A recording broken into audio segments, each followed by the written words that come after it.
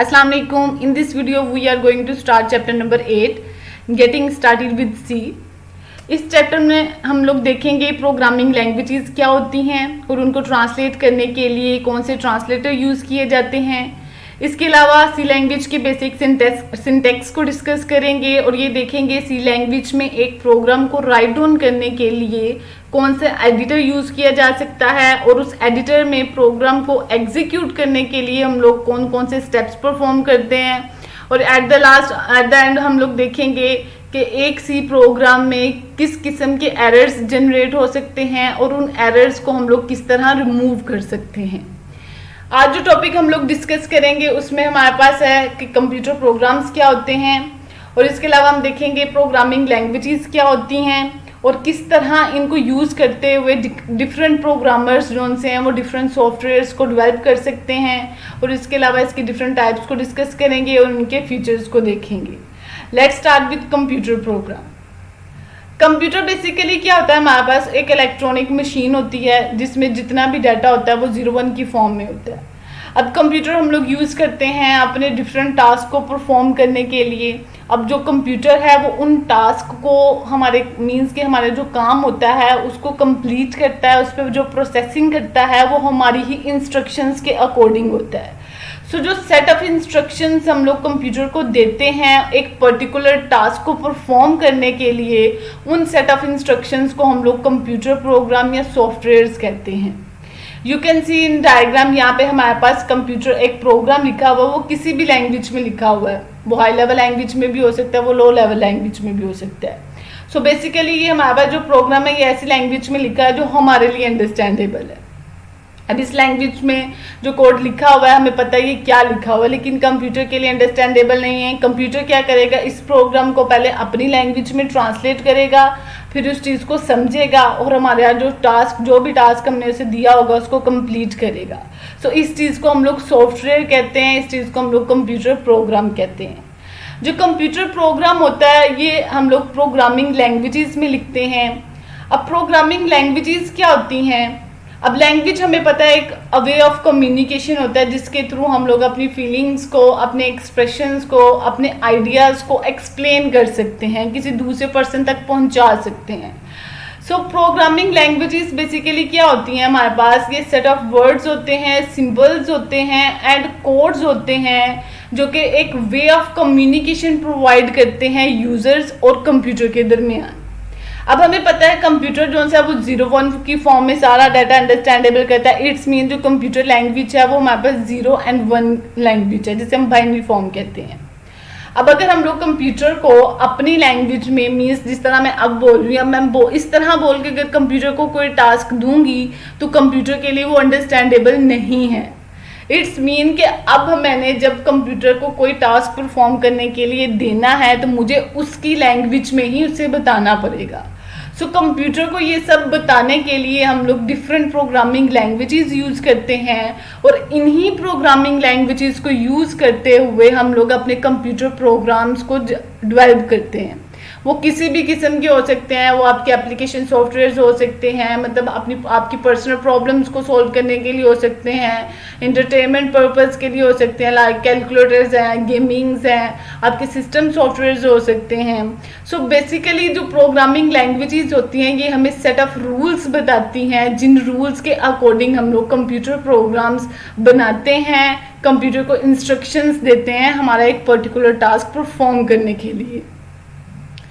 हर programming language के अपने rules होते हैं, लाइक जैसे इंग्लिश लैंग्वेज है तो इंग्लिश लैंग्वेज के अपने रूल्स हैं, उर्दू लैंग्वेज है तो उर्दू लैंग्वेज के अपने रूल्स हैं।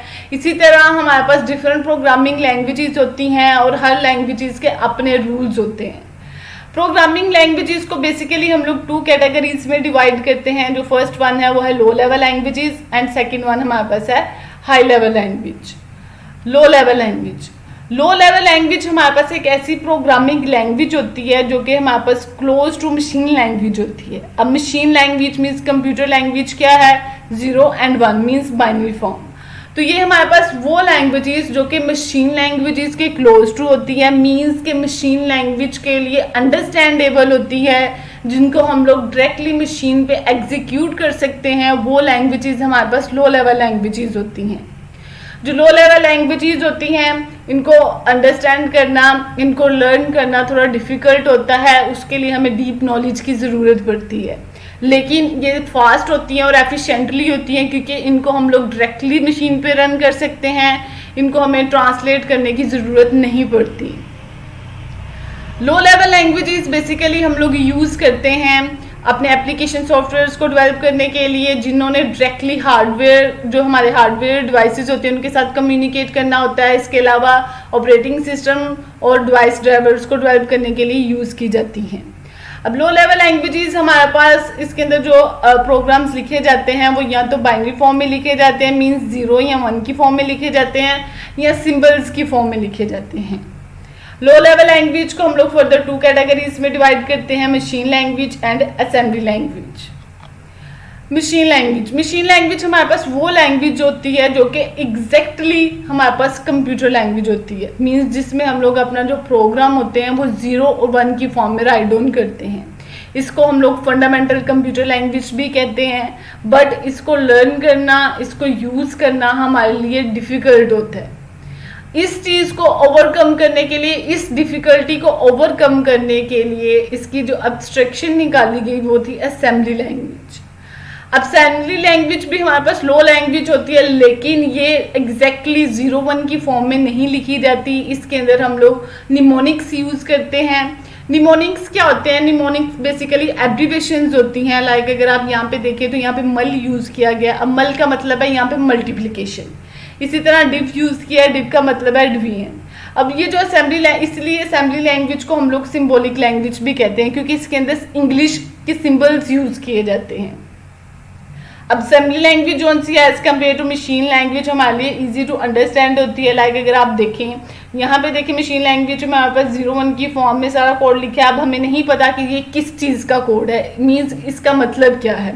इसी तरह यही अगर आप असेंबली लैंग्वेज में देखें तो अब यहाँ पे हमें पता है लोड है, यहाँ पे R1 और B यूज़ किया गया है। बेसिकली यहाँ पे जो R1 R2 होते हैं ये रजिस्टर्स होते हैं, ठीक है। अब इसमें क्या है, लोड का मतलब क्या होता है, एक वैल्यू को किसी और वैल्यू में रखवा देना, मीन्स असाइन कर देना। अब मल हमें पता है इन दो वैल्यूज़ को आपस में मल्टीप्लाई किया जा रहा है। अब इन दो वैल्यूज़ को आपस में डिवाइड किया जा रहा है। सो असेंबली लैंग्वेज जो सी होती है वो मशीन लैंग्वेज की निस्बत ज़्यादा अंडरस्टैंडेबल होती है। लेकिन असेंबली लैंग्वेज को हम लोग डायरेक्टली कंप्यूटर पे रन नहीं कर सकते क्योंकि ये 0-1 की फॉर्म में नहीं होती। तो जब भी हम लोगों ने 0-1 की फॉर्म के अलावा कोई भी लैंग्वेज कंप्यूटर में रन करनी होती है या कंप्यूटर को उस लैंग्वेज में इंस्ट्रक्शन देनी होती है तो उससे पहले उसे 0-1 की फॉर्म में कन्वर्ट किया जाता है। किसी भी लैंग्वेज को मशीन लैंग्वेज में कन्वर्ट करने के लिए डिफरेंट ट्रांसलेटर यूज़ किए जाते हैं। ट्रांसलेटर बेसिकली हमारे पास सॉफ्टवेयर्स होते हैं जो कि किसी भी लैंग्वेज को 0-1 की फॉर्म में कन्वर्ट करती है। इसलिए असेंबली लैंग्वेज को मशीन लैंग्वेज में कन्वर्ट करने के लिए असेंबलर यूज़ किया जाता है। असेंबलर क्या करता है, हर असेंबलर कोड की ऑपोजिट उसका जो बाइनरी फॉर्म होता है उसको राइट डाउन करता है, उसको उसमें कन्वर्ट करता है और मशीन कंप्यूटर सिस्टम को एग्जीक्यूशन के लिए दे देता है। नेक्स्ट जो हमारे पास आती है वो है high level language. High level language basically हमारे पास ऐसी लैंग्वेज होती है जो कि क्लोज टू ह्यूमन लैंग्वेज होती है। मीन्स जो हमारी क्लोज टू होती है ये इंग्लिश स्टेटमेंट की फॉर्म में होती है। इसको यूज़ करना, इसको लर्न करना as compare to low level languages ज़्यादा ईजी होता है। इसमें डिफरेंट हमारे पास हाई लेवल लैंग्वेजेस होती हैं और हर हाई लेवल लैंग्वेजेस के अपने सेट ऑफ रूल्स होते हैं जिनको हम लोग सिंटैक्स ऑफ लैंग्वेज कहते हैं। और हर लैंग्वेज को मतलब हाई लेवल लैंग्वेज को यूज़ करते हुए अगर हमें कोई प्रोग्राम राइट डाउन करना है, कोई सॉफ्टवेयर डेवलप करना है तो हमें उन सिंटैक्स ऑफ लैंग्वेज को फॉलो करना होता है। लाइक जैसे आप देख सकते हैं हमारे पास यहाँ पे एक कोड है, ये टर्बो सी कंपाइलर है, उसमें लिखा गया है जिसको हम लोग फर्दर स्टडी भी करेंगे। अब यहाँ पे पता है हमें कि यहाँ पे फर्स्ट लाइन में प्रिंट किया जा रहा है, प्रिंट एफ का हमें पता है कि इसका मतलब होता है किसी चीज़ को डिस्प्ले करवाना। यहाँ पे 2 नंबर्स को ऐड किया जा रहा है, यहाँ पे सब्ट्रैक्ट किया जा रहा है, यहाँ पे फिर प्रिंट किया जा रहा है। सो ये जो सा होता है ये हमारे लिए ज़्यादा अंडरस्टैंडेबल होता है। हमारे पास डिफरेंट जो हाई लेवल लैंग्वेजेस होती हैं जब हम लोगों ने इन्हें कंप्यूटर पे रन करना होता है तो हाई लेवल लैंग्वेजेस को पहले किसी भी कंपाइलर के थ्रू असेंबलर लैंग्वेज में कन्वर्ट किया जाता है। फिर असेंबलर लैंग्वेज में जो असेंबलर ट्रांसलेटर होता है वो उसको मशीन लैंग्वेज में कन्वर्ट करता है और फिर मशीन लैंग्वेज में कन्वर्ट करने के बाद वो कंप्यूटर पे एग्जीक्यूट किया जाता है। अब जो हमारे पास रिसेंटली जितने भी हमारे पास डिफरेंट जो मशीन्स आ चुकी हैं वो इतनी एडवांस हैं कि उनमें हम लोग हाई लेवल लैंग्वेजेस को डायरेक्टली मशीन लैंग्वेज में कन्वर्ट कर सकते हैं, उन्हें पहले असेंबलर लैंग्वेज में कन्वर्ट करने की ज़रूरत नहीं होती। अब डिफरेंट काइंड्स की हमारे पास हाई लेवल लैंग्वेज होती हैं, उनमें जो कॉमनली है उसमें हमारे पास C और C++ है। जो C और C++ लैंग्वेज है इसको हम लोग एप्लीकेशन सॉफ्टवेयर्स या ऑपरेटिंग सिस्टम सॉफ्टवेयर्स को डेवलप करने के लिए यूज़ करते हैं। इसको मिडल लैंग्वेज भी कहा जाता है। मिडल लैंग्वेज इसलिए कहा जाता है क्योंकि इसके अंदर कंबाइंड फीचर्स होते हैं लो लेवल लैंग्वेज के और हाई लेवल लैंग्वेज के। मतलब जो कोड हम लोग हाई लेवल लैंग्वेज के थ्रू लिख सकते हैं वही काम हम लोग लो लेवल लैंग्वेज के थ्रू भी कर सकते हैं C++ में। नेक्स्ट फोर्ट्रन है फार्मूला ट्रांसलेशन। इसको हम लोग मेथड जो कैलकुलेशन से रिलेटिंग प्रोग्राम्स होते हैं उनको डेवलप करने के लिए यूज़ किया जाता है। कबोल है common business oriented programming language, इनको हम लोग बिजनेस से रिलेटेड सॉफ्टवेयर्स को डेवलप करने के लिए यूज़ करते हैं। जावा को हम लोग यूज़ करते हैं वेब डिज़ाइनिंग के लिए और उसके अलावा नेटवर्किंग प्रोग्रामिंग के लिए यूज़ किए जाती हैं। पास्कल लैंग्वेज है, पास्कल को हम लोग यूज़ करते हैं साइंटिफिक और बिजनेस से रिलेटेड प्रोग्राम्स को डेवलप करने के लिए।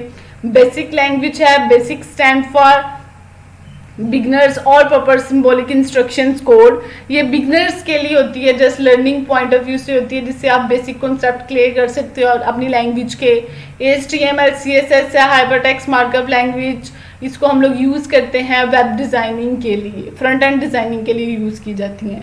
सो ये हमारे पास कॉमन लैंग्वेज हैं, हाई लेवल लैंग्वेजेस हैं। इसके अलावा भी हमारे पास डिफरेंट लैंग्वेजेस हैं, पाइथन है, जेसन है, C# है।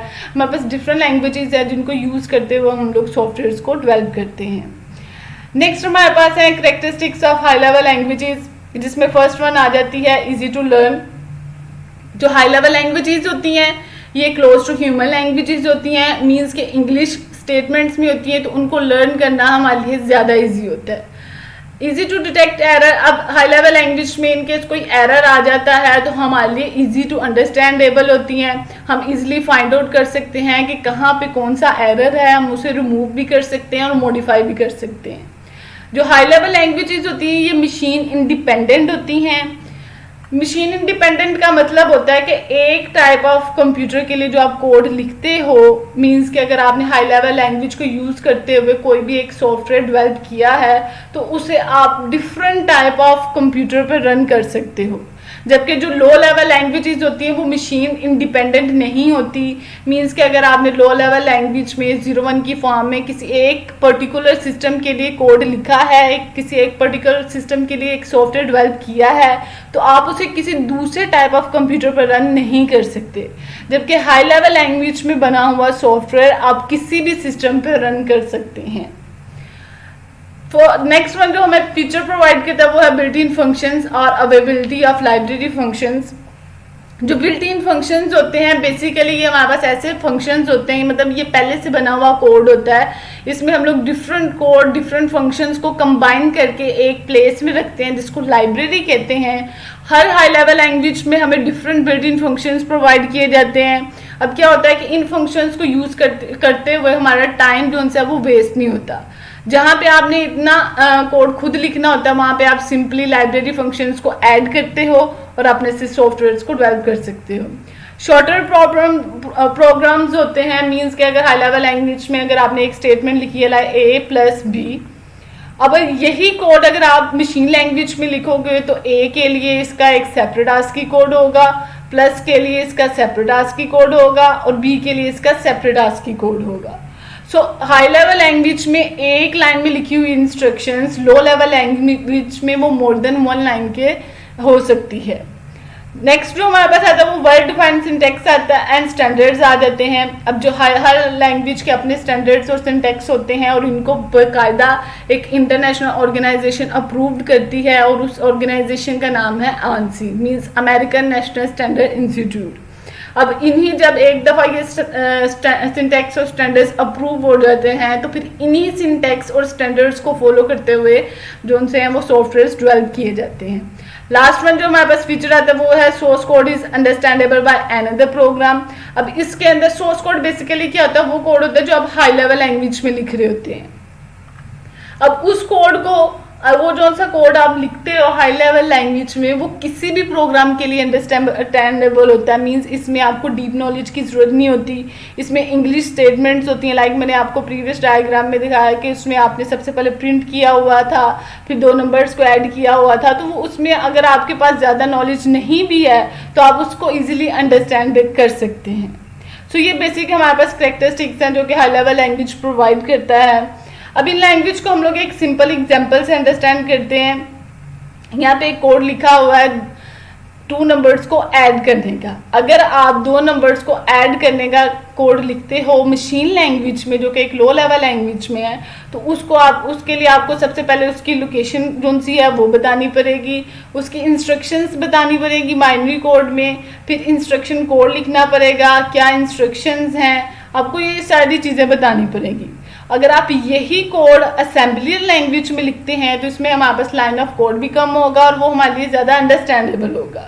और इसी कोड को अगर आप सी लैंग्वेज में लिखते हैं तो अगर आप देखें तो मशीन लैंग्वेज और असेंबली लैंग्वेज की निस्बत जो सी लैंग्वेज है उसमें जो लाइन ऑफ कोड है वो भी कम है और वो हमारे लिए ईजी टू अंडरस्टैंड है।